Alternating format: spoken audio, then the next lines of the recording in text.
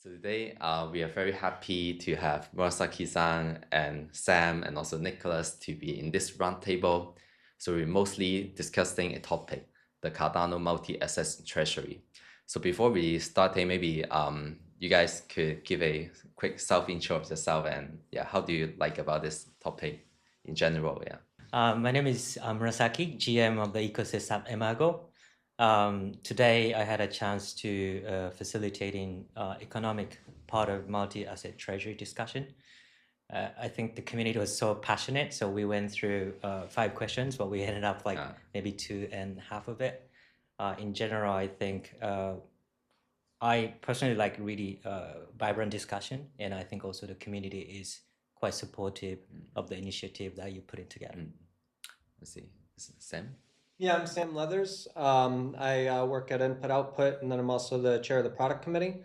I was brought in here because I've had a lot of the discussions with the developers of the Cardano node about how we would implement something like multi-asset treasury. And I brought some of those insights to the group and shared them with people. And I think we came with a good consensus of how to technically go about making multi-asset treasury happen. Yeah, my name is Nicholas. I'm the governance lead at the Cardano Foundation. And today I was facilitating the governance discussions around the multi-asset treasury and how that could look like. Personally, I think it's a very necessary next evolution or a next sort of improvement of Cardano's governance model and the treasury in general. And what we did is we looked at it, what and how do we need to change the governance rule set, so let's say from the on-chain perspective, but also do we need to change the constitution? What language do we potentially need to include in the constitution? So yeah, it was a really insightful discussion, and what it showed to me is that usually people think it's a good idea, it's just that they have questions about the details. So maybe also before diving deep into the discussion, I also give a little bit of the background information for the audience about the multi-asset treasury. So now we know that in our Cardano treasury, we have a lot of ADAs locking, but our ledger right now only support ADA assets to be in our treasury. So this multi-asset treasury kind of topics is about how to make our ledger to enable to getting other assets as well, like for example, stable coins and other Cardano native tokens. So for the background, it's like this morning here in Day Zero Cardano Summit, we have a governance workshop discussing about this topic, and we have separated the people into 3 groups. Like Sam and I was moderating the technical part of the discussion, like if we are going to do it, how the ledger could do it in several possible way and weighting each other slightly. And then Murasaki-san was moderating in the economic part of the discussion, like if we have it, like what's the implication in the kind of our Cardano economy in general. And then Nicholas was moderating in the governance side of things to discuss is there any constitution change, governance action change, etc. So here I actually want to pass the time back to you, like maybe to our audience to do a quick recap on in each of our breakout room, what have we discussed this morning? Starting with the workshop that I facilitated, economic part of it, I think we talked about what's the objective of having multi-asset treasury, and we kind of talked about the short-term objective and long-term objective. I think the notable discussion was short-term objective is really talk about how we can secure annual budget, because what really happened this year was every project had a different ADA USD conversion price, so everyone has to kind of guess the ADA price at the time of getting funding from smart contract treasury. So the idea is we can maybe convert what's necessary for the next year annual budget in stable. So the use case or objective is really hedging some of the ADA in the treasury into stable tokens, so that Cardano can secure almost like runway to run Cardano for a year or a couple years, specific years or amount of ADA to be secured in stable was to be discussed, but the objective was let's hedge, because it's not ideal to expose only to the ADA, because ADA is a volatile asset like any other cryptocurrency. So that was the short-term objective, but long-term objective was quite vibrant discussion. Everyone had a quite interesting idea, but the idea was almost like active treasury management. So get Cardano treasury yield itself.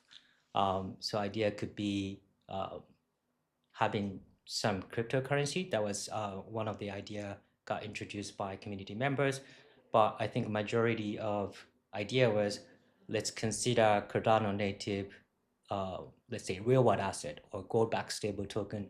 So combining with some of the use cases, and then having Cardano native asset that yields itself, and that yield coming back to the treasury. So I think those are the, wrap up the discussion in the economic session. I see. So how about Sam, like in technical side? Yeah, so this is probably going to be a bit of a long one. Going off of what Murasaki said there, the purpose of it. So the purpose is basically to take a native token, put it in the treasury, and then allow our governance system to basically decide who those tokens go to when funds come up, basically, that are funded in that token's denomination. Now, a token can be anything. It can be a real world asset that basically it represents gold that's locked in a vault.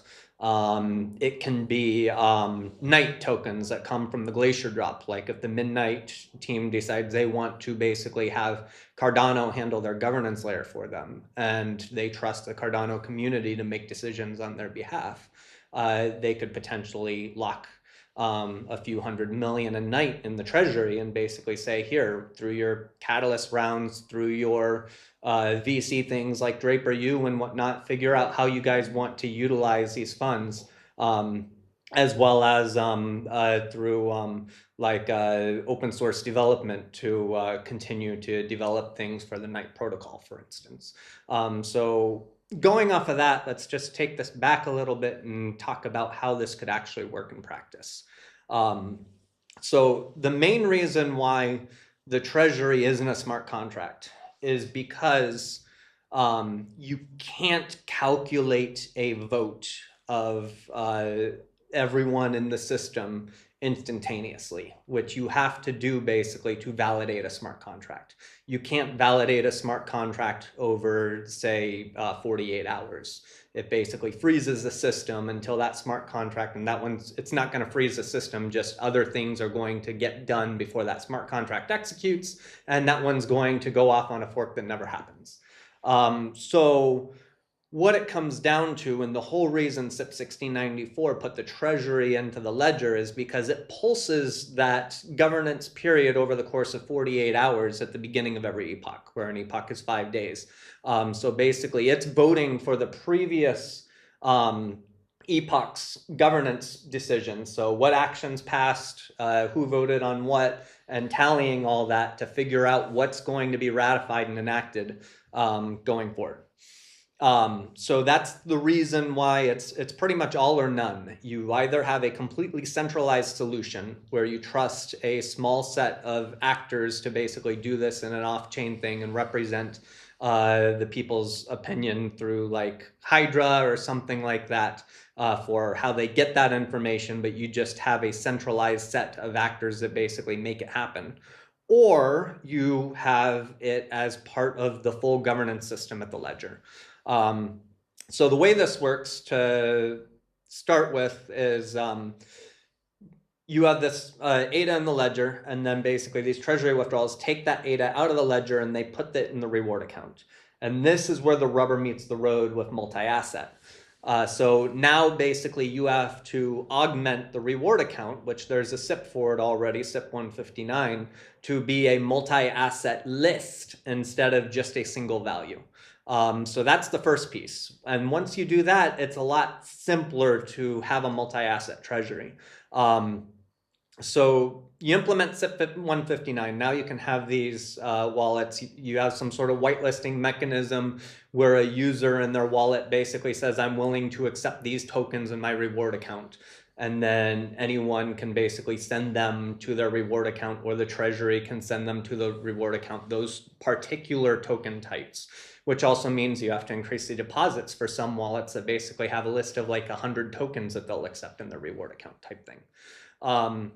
So then going into the treasury, how do we get these into the treasury? So now we have the reward accounts, we've added the ability to have multi-assets in the treasury. How does the community, and this goes into your governance piece here, how do they decide what assets can go into the treasury? So we already have the donation mechanism where anyone can donate ADA. They don't have to ask permission to donate to the treasury.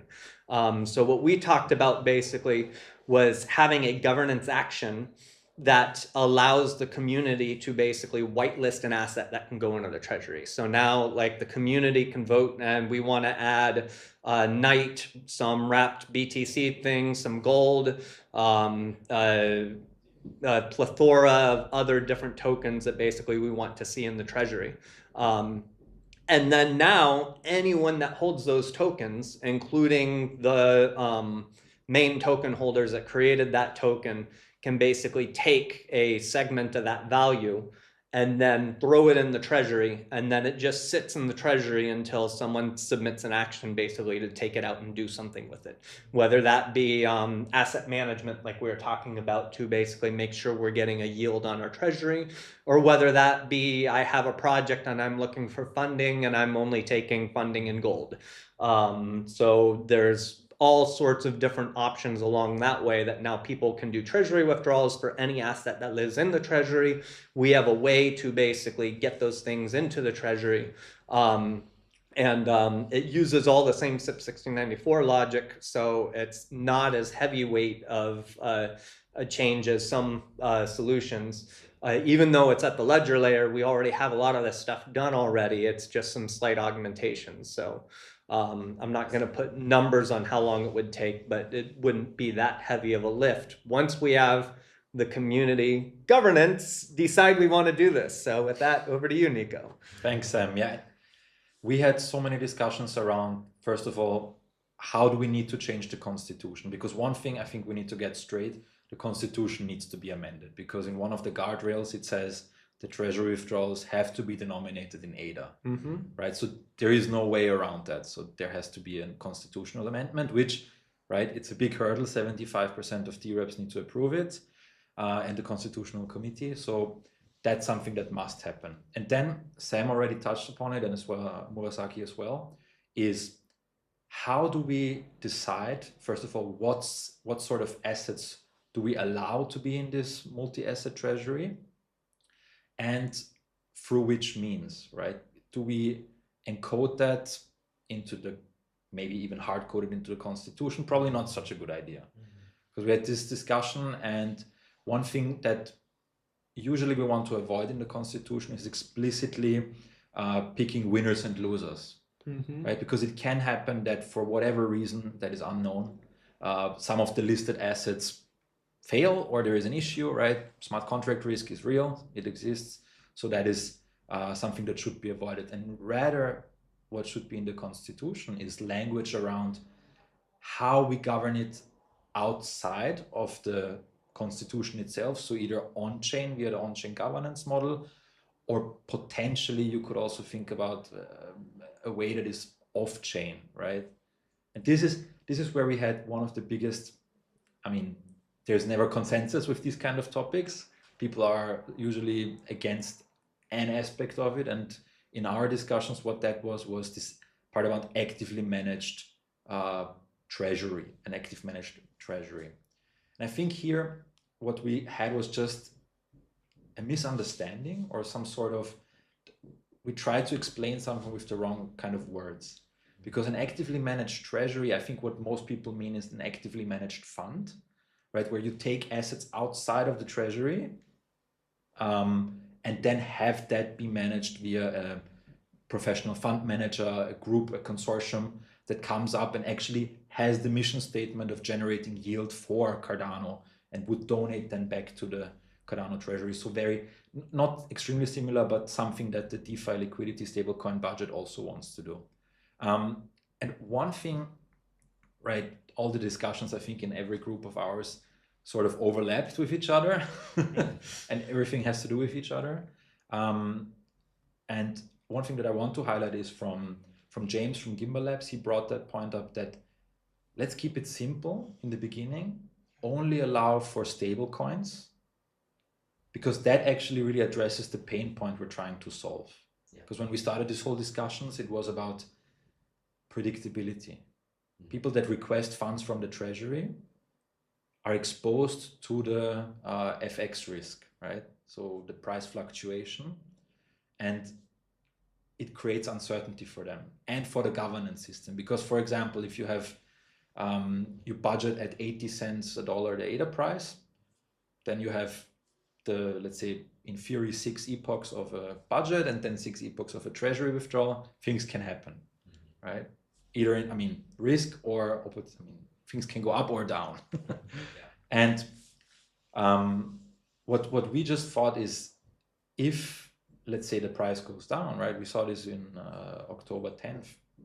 What needs to happen then is you need to come back to the treasury. You need to do a top-up proposal, which would then put again more work on the DREP's shoulders, on the CC, on the entire governance model. And this, in theory, could be avoided by having a multi-asset treasury, or in the beginning, a stablecoin treasury in a way. And one idea that I wanted actually to bounce off of you guys is, right, we have the rewards pot in Cardano, where you have the transaction fees and the reserves, and then that the split is 80-20, right? In theory, 80% goes to the stake pools and the delegators for the staking rewards, and 20% goes to the treasury. Yeah. An idea that was brought up, and I don't know how feasible it is, but what if we automatically convert this 20% that goes to the treasury? So you have 80% that stays in ADA and 20% that gets converted to stable coins. I don't know if it's technically even feasible, but that would then just, so we would then start with a 0 stablecoin treasury, but it would slowly grow over time. Yeah, that's hard because you need some sort of outside oracle to basically watch prices to do the conversion, and you need to have a buyer for it to basically do the conversion when it goes in. Okay. You're much better off just having the ADA go into the treasury and then having a treasury proposal for someone to basically swap ADA for stablecoin in the treasury, which we could do if, while we're doing this change to how we're handling the governance of the treasury, we could potentially add some Plutus primitives that basically can validate an action actually happened. And then like pre-lock the funds you want to put in the treasury. And if this action passes before its action deadline, anyone can execute the smart contract to basically donate all that stuff to the treasury. And if that action fails, the original holder basically could claim those tokens back out. Interesting. So actually, Nicholas has just touched on a very interesting point, because right now in Cardano, we have seen, for example, the DeFi liquidity proposal, they want to do some sort of off-chain treasury management. But now we are discussing this topic as Cardano multi-asset treasury on-chain. So I gotta maybe bring this question to you guys to talk about slightly how active we actually want to manage our on-chain treasury, and in what way. Like, do we actually do something like Sam was just mentioned, do a treasury withdrawal to convert into stables, or we want some professional funds to manage it? What is the role of the on-chain treasury actually if we are holding other assets?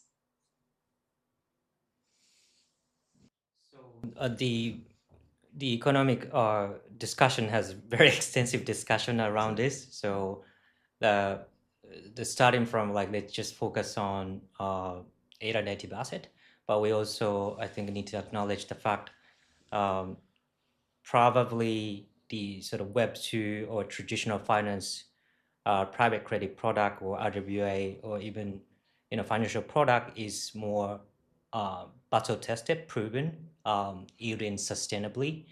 So it really depends on the long-term active management objective, but whether we should place some sort of target yield in percentage. and probably that's going to determine the risk and reward. I think the conclusion was that like probably in the first couple years, we should be focusing on, as Nicholas said, like focus on very simple use case like hedging.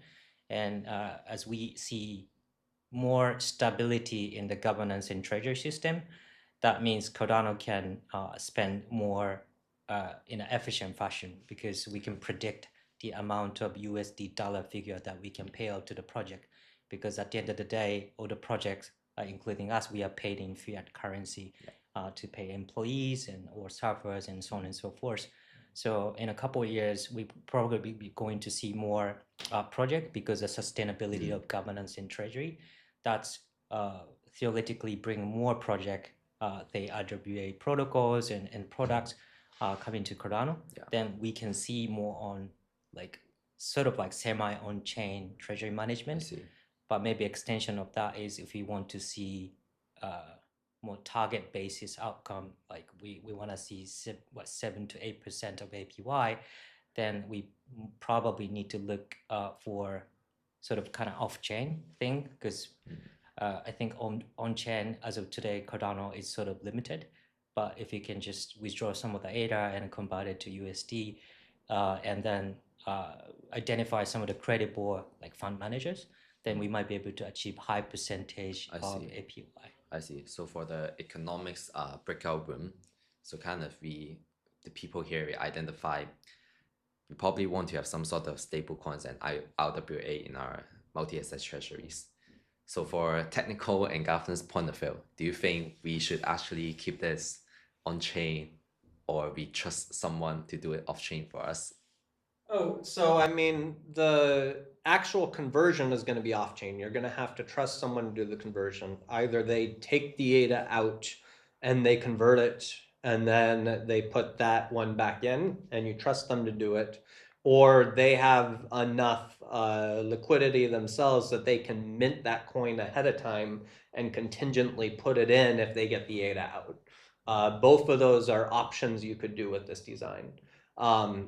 However, like I understand what the economic people are saying about like, let's keep this sustainable. Where I think this is the killer feature is this basically allows projects that are being built within the ecosystem to basically give a commitment to the ecosystem that, hey, I'm providing you some equity in what I'm doing. Whether that be like with the Midnight Glacier drop right now that happened and the scavenger mine. So everyone's getting all these night tokens. If the Midnight Foundation decides that, hey, we trust the Cardano community to help us manage the night we want to hand out to projects to get them to build, then they could basically donate a significant portion in, and people could vote on proposals coming out for night, for like a night fund. Or something like Catalyst, or something like Draper U and whatnot. So you get that. There's also like, if there's a project that basically, or a company founding that basically is starting, and the community is very gung-ho about this potential company, the company could actually sell equity to the treasury as a coin, if they have a coin representing the equity of the company. Where basically that equity is now in the treasury, and the community can basically choose what to do with that equity in the future. So say that company goes from like a $500 valuation to a $100 million valuation.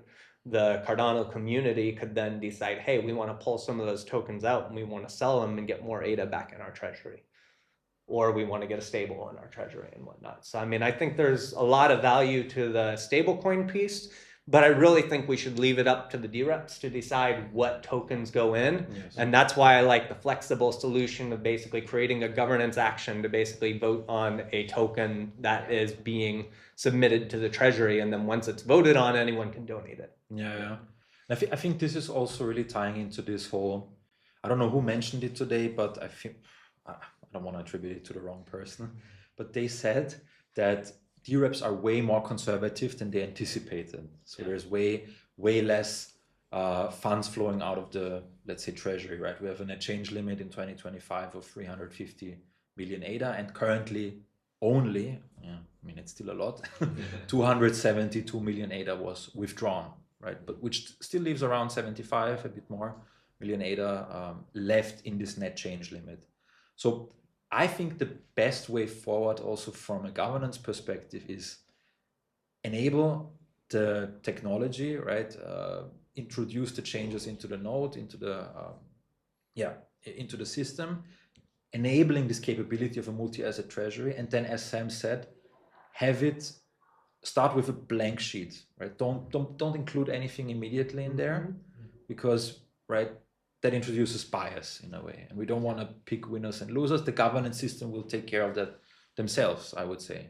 So enable that, and I mean, if I have a crystal ball, I would probably not sit here, but I assume that probably most of the DREPs on Cardano would want to start conservatively, start with stable coins, I don't know, right? Bitcoin, some gold, I don't know, right? Conservatively, and then it can grow, right? And now I'm speculating and I don't really want to do that, but as Sam said, if then a project comes along and they say, hey, include my asset into the treasury and I will do, I don't know, X, Y, and Z, and you get that much equity in my, or that much of my token. I mean, that's also a way for the Cardano treasury to become more self-sustainable. Yeah. Yeah. So we have quite of a bullish the kind of atmosphere today, I think, in all of the breakout rooms. Although I'm also kind of supporting this thing, so that's why I'm driving the standard. But actually, there's one comment that I hear just around our community, which is quite concerning about these things. So I also want to brought into here, maybe we have a more all-rounded discussion on the thing. The concern is namely, right now we are still in a kind of a chaotic situation about our governance. Like if we introduce the possibility to having other tokens in the treasury, perhaps a lot of different projects, perhaps Hosky or Snack will fight into getting their whitelisting into the multi-asset treasury. And we may be further deviating our focus into solving the problem that we want to solve. So in terms of this concern, any one of you have any idea whether there's a legit, solid, do you have any mitigation on this, or how do you think about this So I from mean, community point of view? first off, I'm going to make a little bit of a joke around here. So I think if someone submitted a action to add Hosky to the treasury, Hosky would probably be the first one to basically vote no on it. But no, I mean, that's why you give it to the DREPs. That's why you don't have any authoritative body decide how we're going to do this. I mean, whether you like Sneck or not, I mean, they're part of the community. They have a following. If they can get, and that's the other thing that you're on the governance side, you need to figure out, not you, but like the people working on the governance, the people running these workshops need to figure out when we get to the point of this being implemented, what threshold do we want for a whitelist? Yes. Is 51% enough for a whitelist? Is 67? My opinion, probably a simple majority is fine for a whitelist, because it basically, the only point of the whitelist is to keep garbage tokens out of the treasury that people don't want to manage. Yeah, I mean, it's up to the community. So the community can decide, and if they lose a huge project like Sneck because they vote no on allowing it to be in the treasury, and Sneck takes their ball and goes home, I mean, that's going to be sad to the community, but it's what the community decided. So, I mean, that's why I say leave it up to the DREPs, let them make the decisions. Yeah, I absolutely agree with that. I mean, one thing though, right, and as you mentioned, Hinson, about having a nuanced discussion, a balanced discussion, is the thing, if we now introduce another governance action type, there's more governance actions, more things to vote on, more work for the DREPs, for the CC, in theory, right? So I think it needs to be done in a very well thought out way. And if we change, I mean, this is going to be a big change to Cardano if we introduce that, right? And I mean, there is a problem, so there is a pain that is being solved or a pain that is being addressed. So from that side, I think we could sort of, the cost benefit analysis is in favor, in my opinion, of implementing that. But I can see why people would say, no, it's too complicated. Let's just do it off chain. We entrust a very competent fund manager, a very competent company, to just, let's say, get 200 million ADA, actively manage it, and send funds back to the treasury. But for me, it's not an and or thing, or yeah. But I think we can pursue both things at the same time. Yeah. I see. Anything to add from Masaki? So economic, the discussion really talked about this, and I think that's why the agreement on the definition is very important. We really try to focus on economic parameter, but oftentimes it goes to governance and technical. I'm not sure how we're going to agree on this, whether it's going to be a constitution level or some sort of governance action. But like, what are we going to focus on? Like, what's the purpose of this treasury management, whether it's passive or active? And then that actually deliver the outcome or the methodology or the type of token to be whitelisted. So I think that is really up to DREP and the community. But the first and foremost, like, we need to agree on the definition. Then that naturally that leads the way whether we should be focusing on stable or some other more speculative asset. So that was, I think, the conclusion and the view from the participants from the economic discussion. And if I could just add one thing to that, right?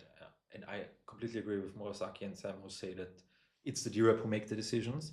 I think what, like, we as a group and let's say proposers in general of such big changes need to do is provide the DREPs with enough information to make an educated decision, not just on what assets to add to the treasury, but also when it comes to the hard fork where this change is being introduced, right? Because I think it's sometimes unfair if DREPs only hear from the proposers, who of course they're incentivized to sell the hell out of the proposal, and maybe don't talk about the how do you say that, the things that could go wrong, or the what's the opposite of benefits? The cost. The cost, exactly. Yes. And so I think this is something where we just need to be really transparent, because there are potentially some negative consequences for DREPs. More work. Another thing that they need to keep an eye on, right? The Constitutional Committee would then maybe have to also track the asset amounts of whatever is in the treasury besides ADA, right? So what about the net change limit? Do we set the net change limit, right? Net change limit for these assets? Yeah. Is it only, do we look at the net change limit now only from a USD amount, or yen or euro? Yeah. Right? There's many implications to that. So I think we need to have more discussions, also with experts, get as many people in as we can, and then present the whole thing to the DREPs. Yeah. So I think today is we about time to wrap the discussion before we actually closing it. Any other final thoughts? I think we need to talk about next steps a little bit and how we actually get there from, so like we had some good discussions today, but how do we actually get this into the ledger? Did you want to talk a little bit about what you're proposing right now for that process? Yeah. So maybe just for record, I update a little bit on the status. This thing actually, we started this discussion since 1-2 months ago. And then right now we have a draft Cardano problem statement. So probably after today, I taking all the feedback and input, I will do a final revisions, and I will turn it into an open pull request. And from there, probably I will start to draft the skeleton of the CIP, and probably from there we welcome all community member, whoever found this meaningful to do, to work on it together. And then from there, with the draft, we will submit a info actions, probably just to get a sense check on the community whether we want to do it. And then from there, we'll follow probably by changing the constitution and CI, and then the hard fork initiation as well. Yeah, this is roughly the plan, but there are a lot of things to do, like both in the socializing element of it and technical side of it and governance discussion side of it. 51 or 67, there are a lot of discussion to be followed. So for the rollout, once we get the thing developed and how we get it on chain, I think we've already established a good way of handling that with how we rolled out SIP 1694, where we basically do 2 hard forks. The first hard fork introduces the feature and basically, but has it deactivated, but then gives a window for the constitution to be updated with the guardrails, gives a window for the protocol parameters to be set where people want them to be set, gives a window for any parameters that need to change in the Plutus cost model, things like that. So basically you have hard fork 1, then you have a little window for all these actions that need to happen. And then once all these actions happen, then you do an intra-era hard fork that basically takes that feature that we had and enables it permanently for people. And then that also gives you some time in that window to make some slight variations in the design, not the design, but in the implementation if you have to. Like we did with SIP 1694, where we made some fixes and whatnot. But ideally, you can support doing both of those hard forks in the same code base without having to go back and make changes like that. Sounds good. We have roughly 1 more minute, and you find a sentence from Murasaki and Nicholas. More we talk, like we found more things to be defined. So I think it's really an endless discussion. But I think I think the short-term objective, it's probably beneficial for Cardano to just embark on the first step as soon as possible, because rely on ADA single-handedly is not a very unique situation with this amount of asset side. So we cannot go fast, but at the same time, I think it's probably the best interest of the community and Cardano to move on as soon as possible. Yeah, exactly. One thing that I think is super important, and I'll try to be as fast as I can, is we can still experiment with the off-chain fund management currently, right? We have the stablecoin DeFi liquidity proposal who wants to request 50 million ADA, and then we'll see, are they able to actually generate yield and contribute back to the treasury, right? Because you can already donate to the treasury, that's possible. And I think right now we should not just stop and do nothing until that 2 hard forks potentially get implemented, because that probably takes a lot of time, but we can already start with small experiments right now. And that's what I think. Yeah, absolutely. Sounds good. That's kind of the trusting a centralized source approach that I was talking about. It's kind of all or nothing. Well, the nothing is the centralized source. It's like, we're going to take this money out, experiment with this. But thank you very much for putting this together and bringing us all together here. Thank you. It was great. Yeah, thank you. Yeah, always it's good. Absolutely. Thank you. Thank you.